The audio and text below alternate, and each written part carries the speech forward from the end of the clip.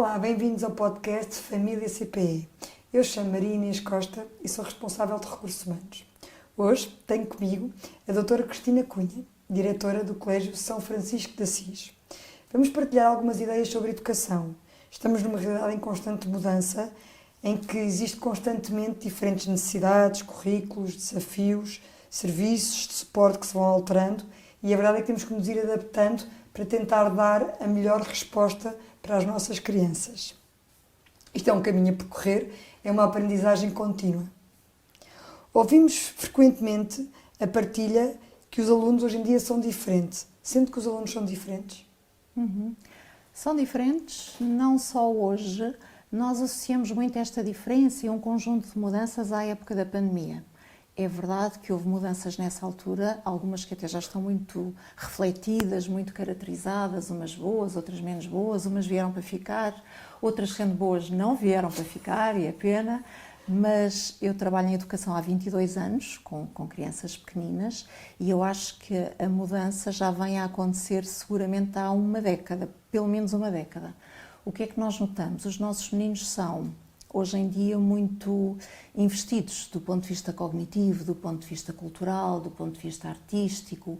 Eles têm experiências maravilhosas, são muito competentes tecnologicamente, tiveram oportunidades que a minha geração não teve, porque nem sequer existiam, não é? Do ponto de vista da oferta, e são crianças muito competentes a esse nível. E notamos a diferença, eu diria que dos últimos 10 anos para agora, de facto, notamos essa diferença. Relativamente ao período pós-pandemia, se calhar, acho que aquilo que foi bom na altura foi um reconhecimento do valor da escola, uma redescoberta do valor da escola, da importância da escola e do professor, mas eu acho que infelizmente essa mudança não veio para ficar. Foi daquelas que começaram a esbater com o tempo e até com alguma celeridade.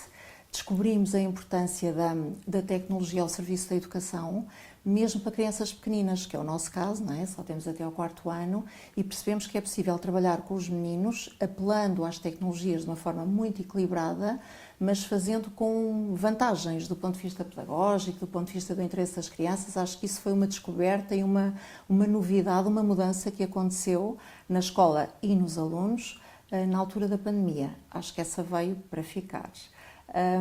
Outra mudança foi a descoberta da natureza, da fruição do espaço exterior, da percepção de que eu posso aprender português, matemáticas, todo o meio, em contexto exterior. Havia muito uma crença de que a aprendizagem verdadeira se faz dentro das 4 paredes da sala, parece que tudo o que acontece lá fora tem menos valor, ou tem menos seriedade, ou tem menos credibilidade, e hoje em dia acho que não. Acho que há esta consciência de que aprender lá fora pode trazer tanto resultado, ou tão bom resultado, como aprender dentro das 4 paredes. Na minha opinião, também é uma mudança que veio para ficar e que é muito boa. Mas onde notamos uma mudança menos boa, porque isto não é tudo maravilhoso, é na parte emocional das crianças. Aí percebemos que ao longo dos anos a competência emocional das crianças tem vindo a reduzir a sua autonomia, a responsabilidade associada à autonomia também. E se calhar a própria maturidade. Sim. Sim, as duas coisas, a autonomia e a maturidade, estão muito associadas, não é? E isto tem muito a ver com a mudança dos pais, porque as crianças não existem assim no vazio, não é? E os pais também estão diferentes hoje em dia. E como é que é esta mudança nos pais e na parentalidade e na relação com a escola, referente às gerações anteriores? É assim, por um lado há uma diferença que tem a ver com a idade dos pais. Os pais são cada vez mais velhos, não é? As pessoas fazem imensos planos antes de ter filhos.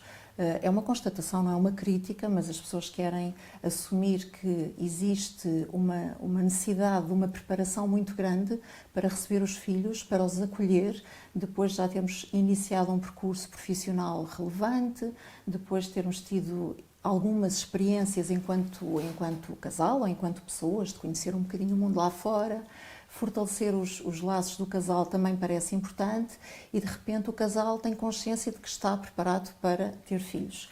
E essa consciência acontece mais tardiamente, quando vem a maturidade. E, portanto, os pais chegam à escola mais velhos, com filhos pequeninos, recém-nascidos.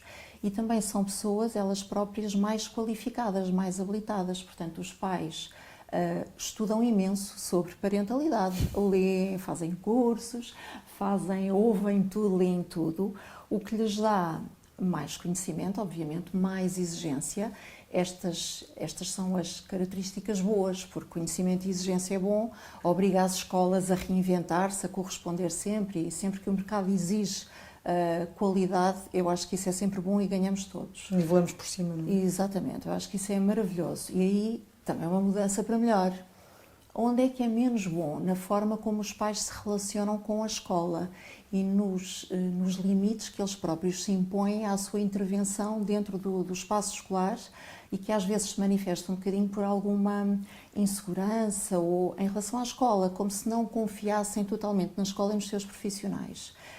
E os pais investem tanto nos seus filhos e no desenvolvimento académico e cognitivo e artístico dos seus filhos, e também no seu desenvolvimento, no desenvolvimento socioemocional das crianças, mas aí com menos eficácia, diria eu.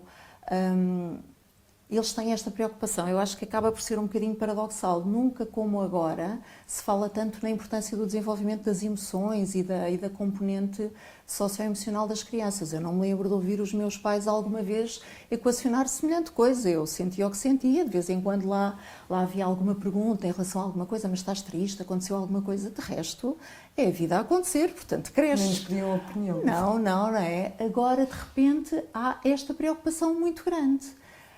O que é menos bom nesta preocupação? É quando os pais se substituem à criança na gestão destas emoções ou as impedem de sentir um conjunto de emoções repetidamente, que são essenciais, elas não sabem bem.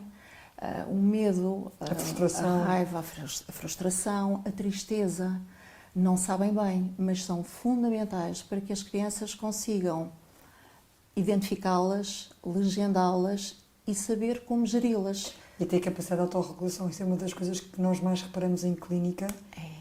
É das maiores dificuldades dos miúdos, é a autorregulação, gerir essas emoções de forma positiva. Sim, é verdade, e exatamente por isso que os pais querem tanto fazer bem aos seus filhos, não é? Querem-lhes tão bem e amam-nos tanto e consciencializam tanto isto, que é como é que eu posso agir para tornar o meu filho imensamente feliz. E há este grande objetivo de vida, que eu também tenho, também sou mãe, Deus também é mãe, todas nós temos este grande objetivo de vida. Mas quando trazemos isto muito à consciência e quando racionalizamos muito este objetivo, às vezes esquecendo um bocadinho a sabedoria do instinto, não é? Que as pessoas mais velhas vão perdendo porque têm outra informação, mas quando isso acontece, os pais procuram evitar que as crianças tenham determinado tipo de emoções. A raiva, eu sinto uma raiva quando me acontece uma coisa que me irrita muitíssimo. E é uma necessidade, é das nossas funções vitais, nós precisamos delas para estarmos alerta. Tal e qual, e é muito importante, eu tenho que a conseguir expressar e tenho que a conseguir libertar, porque tudo aquilo que eu interiorizo acaba por somatizar e faz mal fisicamente. Então tem que aprender a exteriorizar de forma correta. Tal e qual, que é quais são os limites até onde eu posso ir na exteriorização desta minha raiva. Mas cada vez que surge esta emoção, os pais vão à escola, vão ter com a criança, porque não pode ser, porque alguém te fez sentir assim, porque tu estás irritado, porque tu sentes-te ofendido ou injustiçado. E este é um processo normal, faz parte. O medo, mas o que é que te faz sentir medo? Porque é que tu estás com medo? O medo é essencial, protege-nos, ajuda-nos exatamente, ao instinto de sobrevivência. E a tristeza, eu acho que é a emoção que os pais mais evitam nos seus filhos e que lhes faz malíssimo e que faz com que eles depois não consigam gerir todas estas emoções e crescer. A tristeza é uma emoção universal, não é só humana. E ela é importante muito, valorizar muito outras, não é? Claro. Imagino que de repente eu não sentia tristeza quando vejo um amigo meu triste ou quando morre o meu animal de estimação porque eu o substituo por outro. E de repente estamos a criar uma sociedade de pessoas que não têm empatia nenhuma. Com casos de indiferença, não é o que se passa lá atrás, que isso é arrepiante. Indiferença. E que em última análise não estamos só a pensar nos outros, estamos a pensar nos nossos, porque se eu conseguir criar uma sociedade empática, a dada altura Quando o meu filho, a minha filha estiverem menos bem, alguém vai perceber, alguém vai ajudar e está lá para ele. Mas se todos nos preocuparmos tanto connosco em evitar o sentir estas emoções, estamos a tornar-nos muito menos competentes do ponto de vista emocional. E isto impacta em tudo, em tudo. Sim, até porque na escola, e enquanto agentes da educação, pais, professores, auxiliares, não só temos o currículo académico, das competências académicas, Sim. mas vocês estão a formar caráteres de seres humanos, não é? Claro Portanto, que esta sim. parte é fundamental. É fundamental. E é uma responsabilidade muito grande. Pois é. E isto hoje em dia leva-nos um bocadinho para o papel do professor, não é? Que é tão exigente. E às vezes os pais dizem, os professores há não sei quantos anos eram excepcionais. E eu penso assim, seriam muitos deles, como agora muitos deles são, não é? Porque generalizar nunca dá bom resultado. Mas hoje em dia um professor tem um desafio enorme pela frente. Um professor, um educador, um auxiliar de ação educativa, porque a parte académica é importante, continua a ser, mas depois há todo um mundo. Há a parte socioemocional, a criança não se sente bem, não consigo trazê-lo até mim, ele não está disponível para aprender. A criança que tem uma série de questões que eu não estou a conseguir totalmente identificar, mas tenho que me socorrer de outros profissionais, terapeutas que vão à escola, o que é que se passa ali, há uma dislexia, há uma perturbação específica da linguagem, um déficit de atenção, de repente há um mundo inteiro de coisas que os pais esperam que os profissionais de educação consigam identificar. Eles não têm preparação para isso. Nem portanto, é da competência estamos deles. a formar-nos, não é? E a pensar, ok, eu só tenho que perceber os indícios e a seguir encaminhar para as profissões certas. Ou ter que comunicar com os pais de uma forma cada vez mais eficaz. Há coisas que têm que ser ditas, há limites que têm que ser estabelecidos, há colaborações que têm que ser pedidas, mas a comunicação com os pais também tem que se fazer de outra maneira. Há uma descoberta de um mundo de tecnologia que o professor desconhecia e que de repente tem que ser colocado ao serviço da educação. Num espaço de tempo muito curto. Muito curto. Tudo muda e agora de repente como é que eu vou controlar os textos que foram feitos pelo ChatGPT ou pelo Copilot ou por quem quer que seja? Como é que eu controlo isto? São desafios muito grandes. Muito grandes e que aparecem repentinamente e os profissionais precisam de tempo para aprender, para se formar, para testar, para ver se funciona com este grupo ou não. São desafios grandes. Fazer parte do contexto educacional hoje em dia não é fácil. É maravilhoso. É muito mas bom. é uma enorme responsabilidade. Mas é uma grande responsabilidade, é verdade. E como é que podem os pais exercer a sua parentalidade de forma mais eficaz? Que dicas é que nos pode dar? Eu acho que as dicas passam por isto, por permitir que os seus filhos sejam sistematicamente expostos a emoções que parecem não ser maravilhosas, mas que são essenciais para eles, porque quando eles são expostos a este tipo de emoções, de que já falámos, as crianças aprendem a lidar com elas e tornam-se adultos mais competentes e crianças mais felizes. E depois não se substituir aos filhos a fazer aquilo que os filhos podem fazer, porque a autonomia se conquista, se aprende desde criança. E quando nós lhes queremos tão bem, que fazemos por eles tudo aquilo que eles podem fazer... Até os trabalhos. Até os trabalhos. Que se vê perfeitamente quando há limão dos pais, não é? Quando as crianças da primária com trabalhos excepcionais. Sim, então até, olha, diz à professora que se não estiver bem, a culpa não é tua. Pois não é, porque o trabalho também não é dele, não é? Mas quando nos substituímos muito aos nossos filhos, passamos uma mensagem que não é exatamente a mensagem que os pais querem passar. Os pais querem passar a mensagem de eu amo-te tanto que eu estou a proteger-te e estou a fazer por ti. Que isso não é proteger. Mas não é preparar, eles estão impreparadíssimos, são muito infantis, muito imaturos, reagem muito mal à frustração, depois tudo tem muita importância, porque quando eu sou frustrada poucas vezes, as poucas vezes em que eu sou frustrada são vezes muito importantes, porque tudo o que é raro é muito valorizado. Se eu repetidamente perceber, às vezes estou muito feliz, às vezes estou muito contente, às vezes é uma frustração, não aconteceu como eu queria, e repetidamente eu percebo que isto pode acontecer, eu sei que às tantas isto não tem valor nenhum. E eu próprio consigo, eu criança, desvalorizar aquilo que de facto não tem importância. Mas quando são tão poucas as vezes em que estas oportunidades me são proporcionadas, porque sou super protegido, tudo o que acontece tem uma valorização gigantesca. Preparar as crianças é dar-lhes esta margem e mostrar que eles são competentes, que confiamos, mesmo que façam menos bem, faz parte. Só aprendem através da correção do erro, não é? Sim, sim. E permitir que eles assumam os seus erros, as suas falhas, o que correu menos bem, que se sintam tristes, que chorem, que estejam tristes, que tenham medo. Os pais não podem achar que uma criança que sente tristeza ou medo é uma criança que tem pais que não são bons pais. Há esta péssima associação que não faz sentido nenhum entre a boa parentalidade e o facto de uma criança ser permanentemente feliz. Não há crianças permanentemente felizes. Nem adultos. E uma criança que não expresse estas emoções que são sentidas como más, são crianças que nos preocupam muito. São crianças um bocadinho deprimidas, muito introvertidas e que não deixam escapar aquilo que realmente vai lá dentro. Porque... E depois, mais tarde, até são crianças, acho eu, que têm alguma dificuldade em criar compromisso. Claro, naturalmente. Costuma-se dizer, e é verdade, que as mulheres acabam por sofrer menos e vivem mais tempo. Não é verdade? Como nós sabemos. Será?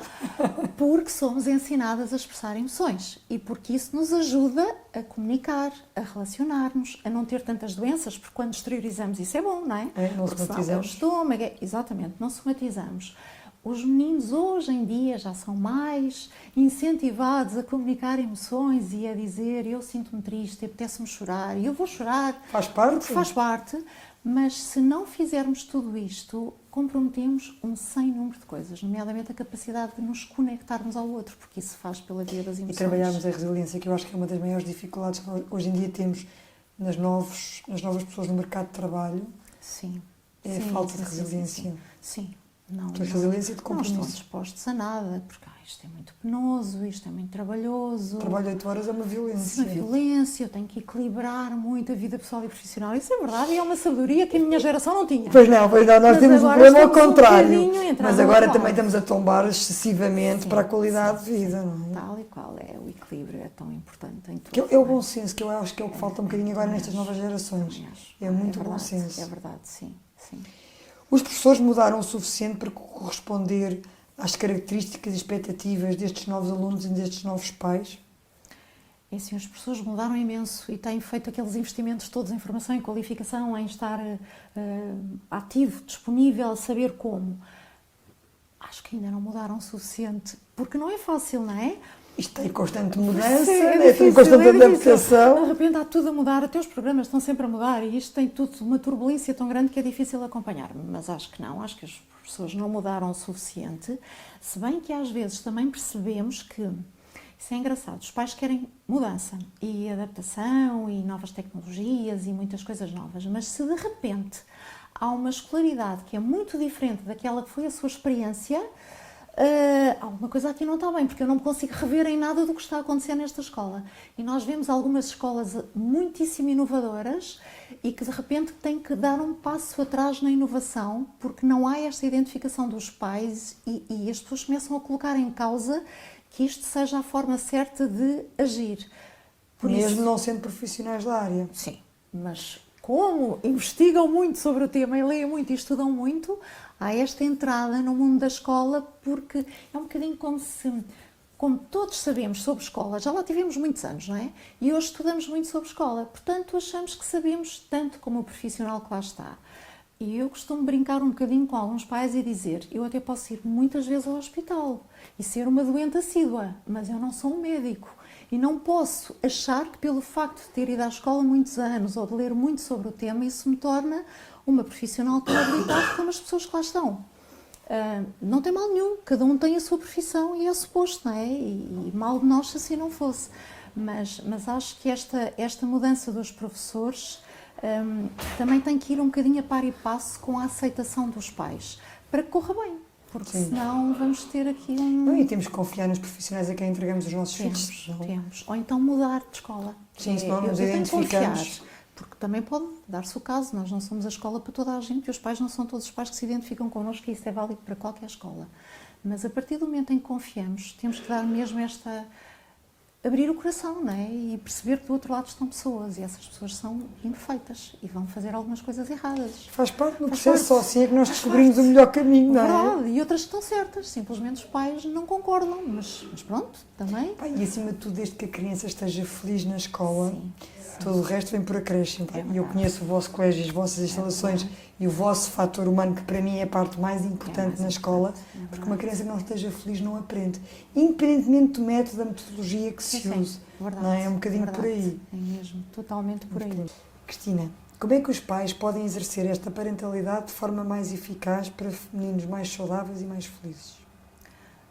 Fundamentalmente permitindo que os seus filhos vivenciem tudo aquilo que é suposto vivenciar, mesmo que não seja sentido como algo maravilhoso.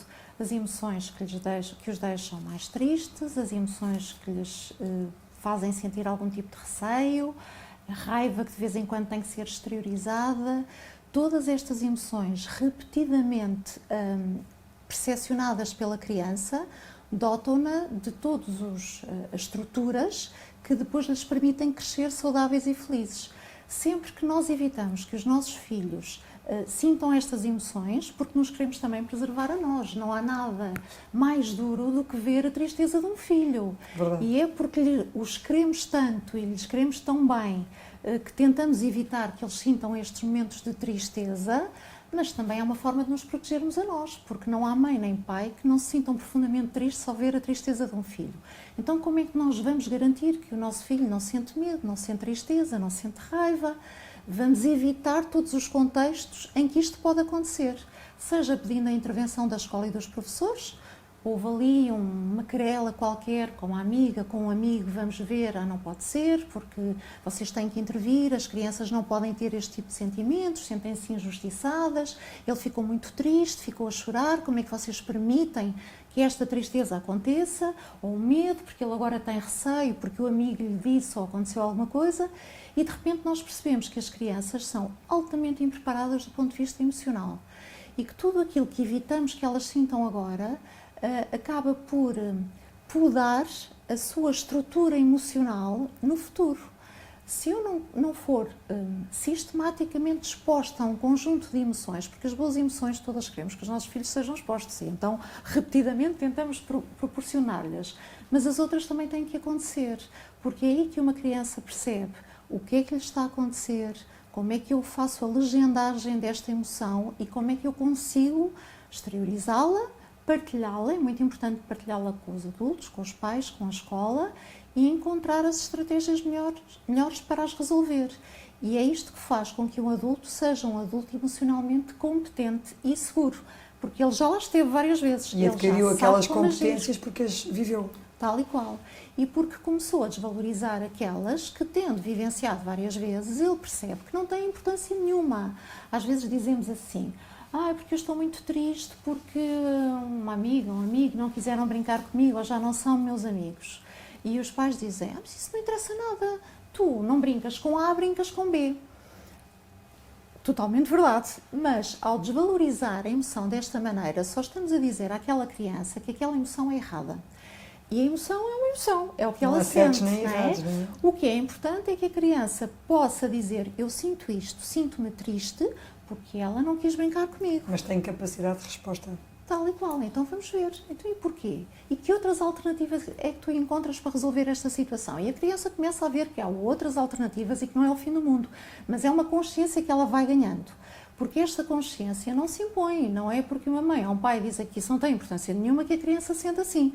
Porque infelizmente isto não é assim, infelizmente, era muito melhor que fosse. Dava menos trabalho. Dava muito menos trabalho, era muito melhor. A mesma coisa do que dizer: eu tenho medo do escuro. Não tens motivo nenhum para ter medo do escuro, porque não tens motivo nenhum. Não tens motivo nenhum é algo que infelizmente não leva a criança a deixar de sentir aquela emoção. Portanto, senti-la. Até pode ser incapacitante. Sim, não se sentir compreendida. Sim. E é a melhor forma de agarrarmos aquela criança àquela emoção, não é? Que no fundo eu não vou voltar a dizer, porque estão-me a dizer que isto não é válido, mas eu vou continuar a sentir e vou senti-la no isolamento. Só que não vou exteriorizar, que é muito pior, não é? Tal e qual. E isto faz com que essa emoção se mantenha e persista durante muito mais tempo do que seria necessário e às vezes durante até a vida toda. Portanto, deixar que os filhos sintam estas emoções é ajudá-los tremendamente. E depois permitir que eles façam o que é suposto que eles possam fazer não é? Na idade certa. e se eu tiver que aprender a pôr a mesa e ajudar a mãe a pôr a mesa, a fazer a cama, a fazer os trabalhos, a pôr a minha roupa, a fazer a mochila, a responsabilizar-me porque não levei o livro e devia ter colocado o livro de português e não levei, mas vou ter que dizer à professora, peço desculpa, esqueci-me de colocar o livro, mas tudo isto os faz crescer. Ao poupá-los tremendamente, ao super protegê-los, passa a mensagem, seguramente, de alguma incompetência. Talvez não dos pais, ou seja, a criança não vai achar que o pai sente que ela, ou a mãe sente que ela é incompetente e é por isso que não lhe pede para fazer. Talvez não seja por aí. Mas quando ele se relaciona com outros meninos que são capazes de o fazer na mesma idade, sente-se diminuído. E aí, de repente, crianças altamente investidas e cognitivamente fantásticas começam a sentir-se muito incapazes e às vezes nem percebemos bem porquê. Mas porquê que alguém, ele é tão bom aluno, é uma criança de que toda a gente gosta, é tão sociável, porquê que se sente tão inseguro em coisas tão pequeninas, que era tão fácil, mas que quando se compara com outros, ele sabe que não sabe fazer. Competências emocionais que ele não adquiriu na idade certa. Sim, verdade, verdade. Portanto, ajudar os filhos é permitir que cresçam, que sintam, que errem e que assumam os seus erros. E que levem as tarefas até ao fim. Não, sim, porque a falta de compromisso